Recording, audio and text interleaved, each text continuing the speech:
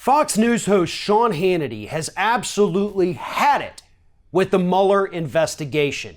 It's gone on for a year and a day now. A year and a day. Can you imagine the audacity of these people? It might eventually even cost us $10 million, which if it drug on for another 8.5 years, would be more expensive than the total number of golf trips Donald Trump has taken in the last 15 months. That's a lot of money, folks.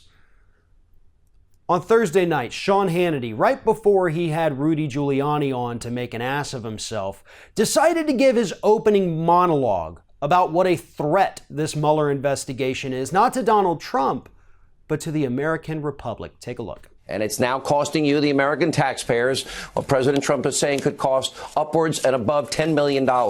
Now, because of all of these facts, President Trump's legal team is no longer sitting back and watching Mueller and his deep state operatives and this whole disaster unfold. Now, yesterday we did learn that the special counsel is no longer considering indicting the president.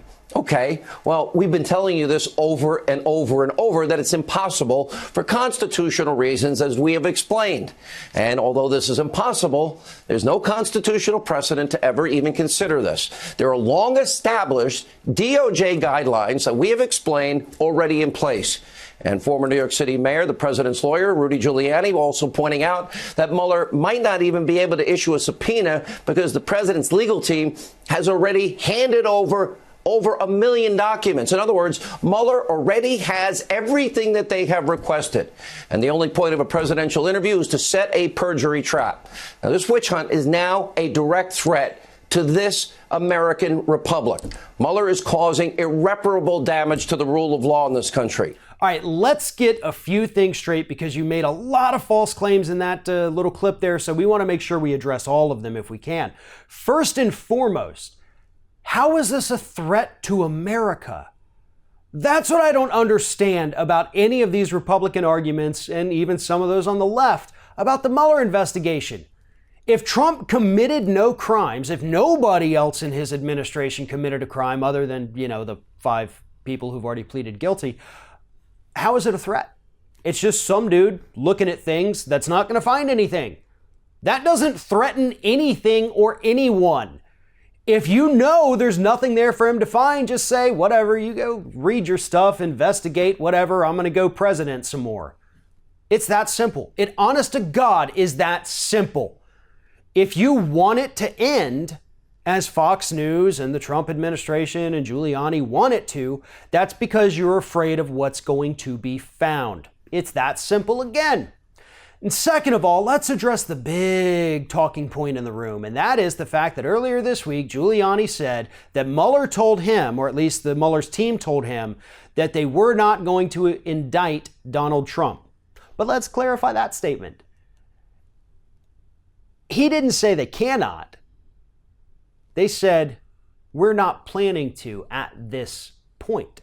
It leaves the door open for a future indictment. It doesn't say that it's never going to happen, yet Giuliani is out there misrepresenting what Mueller's team allegedly told him, which I don't even buy that. So Sean Hannity in his little diatribe there is talking about the fact that you can't indict a sitting president. You can't subpoena a sitting president. The Constitution, the DOJ, they absolutely forbid it. Here's the thing.